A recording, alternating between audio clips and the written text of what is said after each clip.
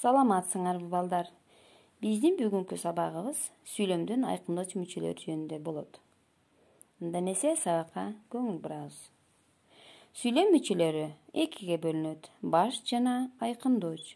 Сүйлөмдүн баш мүчөлөрүнүн бирин жандап, ага аныктык, тактык киргизген сөздөр айкындооч деп аталат.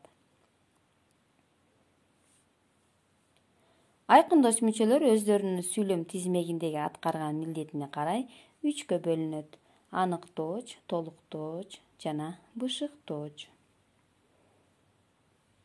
Демек, биз ар бирине токтолуп жана көнүгүүлөр менен бышыктайбыз. Грамматикалык катнаш жагынан өзүнөн кийинки келген зат атооч же заттык мааниде айтылган аныкталгыч сөздөрдө багыныңкы абалда келип, алардын сапатын, белгисин, касиетин, сан иретин же бир жакка, кимдир бирөөгө таандык экенин билдирип турган сөздөр аталат.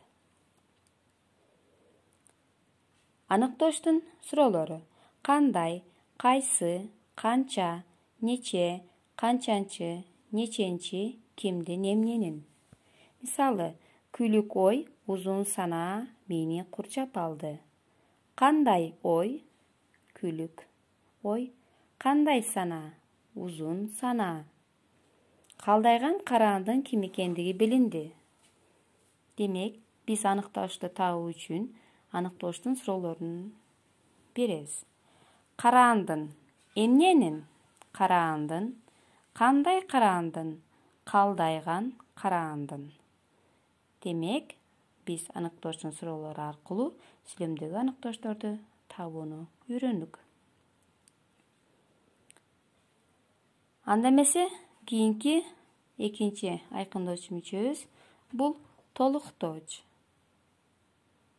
Толуктооч грамматикалык мамиле катнаш жагынан баяндалып башкарылып, кыймыл-аракеттин багытын, тике же кыйыр объектини көрсөтүп турган мүчө толуктооч деп аталат. Толуктоочтун суроолору биз буга чейин билип жүргөнбүз жана алдын ала дагы кайталоо иретинде билишибиз шарт. Толуктоочтун суроолору: кимди, эмнени, кимге, эмнеге, ким менен, эмне менен, ким тууралуу, эмне тууралуу. Мисалы, жакшы сөзү менен сооротот, жаман токмогу менен ыйлатат. Эмне менен сөзү менен, эмне менен токмогу менен. Керим Айшага тике карады. Кимге? Айшага. Бышыктооч баяндоочтук милдетти аткарып турган ар кандай сөздөр менен грамматикалык жактан байланышып, кыймыл-аракеттин жөнүн, мүнөзүн, ордун, багытын, мезгилин, себебин, максатын, сан өлчөмүн жана белгинин сапатын көрсөтүп бышыктайт. Демек, бышыктооч баяндоочу менен дайыма бирдикте өзүнүн милдетин аткарып келет. Бышыктоочтун суроолору: кандай, кантип, кайда, кайсы жерде, кайсы жактан, кайдан, кандайлыктан, эмне себептүү, канча.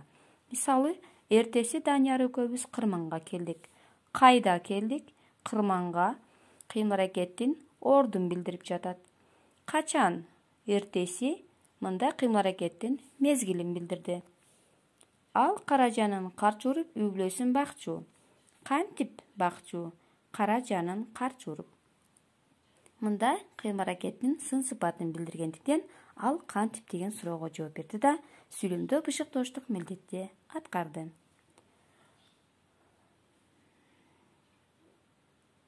Анда эмесе балдар, мына ушул айкындоочу мүчөлөр боюнча өзүбүздүн билимибизди дагы бышыктайбыз.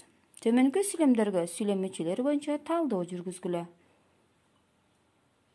Демек, бизде 4 сүйлөм берилген. Мына ушул сүйлөмдөрдү жогоркудагы айкындоочу мүчөлөрдүн суроолору менен, алардын жардамы менен талдоо ишин жүргүзүү. Тапшырма: сүйлөмдөрдү окуп, дептерге көчүрүп жазуу менен бирге сүйлөмдүн баш мүчөлөрүнүн астын сызгыла.